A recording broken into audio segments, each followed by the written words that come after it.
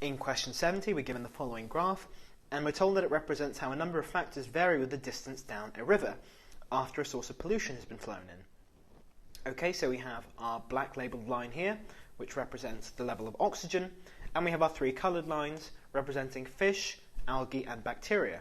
So these are the varying populations of these individual species as you go downstream from the river, with the beginning point of the x-axis being the point at which pollution has entered the river.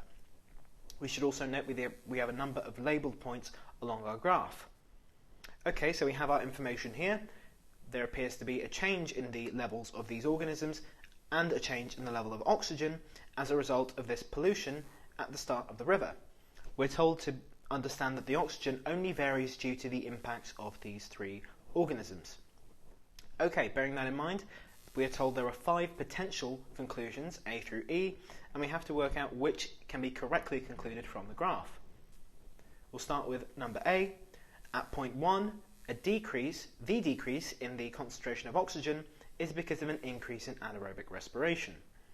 Now we can say this is wrong right off the bat because a decrease in oxygen concentration cannot happen because of anaerobic respiration, since anaerobic respiration involves no oxygen. It is true to say that anaerobic respiration is increasing at this point, at point 1, as we have, for instance, bacteria increasing in population and they anaerobically respire. However, this would have no impact on the level of oxygen. Moving on to point B, at point 2, the decrease in the concentration of oxygen is because high numbers of algae are photosynthesizing. Well, again, we can say this is wrong right off the bat, since photosynthesis generates oxygen from carbon dioxide and water, therefore the oxygen concentration should not be decreasing because of high numbers of algae photosynthesizing. Moving on to point C, we're told that at point 3, the decrease in the concentration of oxygen is because bacteria are using more oxygen than they are producing. Well, let's have a look at point 3 in our graph, which is here. At this point we can see the oxygen concentration has decreased and bacteria have for the first time begun to surpass the population of algae. So we have more bacteria than algae at this point, and there is a dip in the level of oxygen concentration. So since bacteria use oxygen for respiration, algae are producing oxygen from photosynthesis.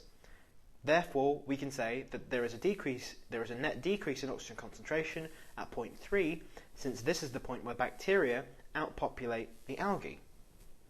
So we have our answer. Let's look through the other two to see if they have any validity. At point D, for point D, we're told that the number of bloodworms and sludge worms are at their lowest at point 4 as they lack oxygen. Well, we don't know anything about bloodworms and sludge worms, we just know about our 3 organisms given here. And finally, at point E, we're told that at point 5, the population of fish increases because there is less competition with algae for oxygen. Well, again, as we've noted, algae produce oxygen, they don't consume oxygen for respiration, they are net producers, therefore they would not compete with fish for oxygen. So, we can say we have our answer, which is C.